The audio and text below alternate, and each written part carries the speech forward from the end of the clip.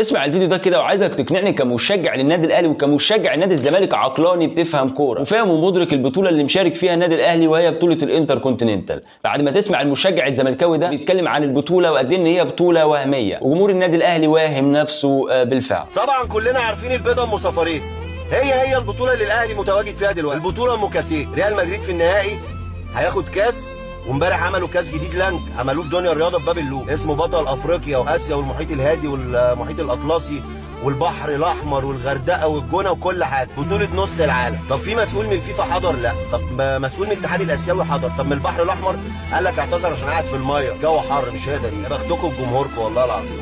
في نفس الوقت سبحان الله رئيس الاتحاد الدولي في اسيا في حفل تكريم احسن فريق واحسن لاعب واحسن نادي وكل الكلام ده في اسيا. البطوله دي ما حدش يعرف عنها حاجه، عملوا الكاس وقال لك احنا بطل نص الدنيا. ليه؟ عشان الزمالك واخد بطولتين ورا بعض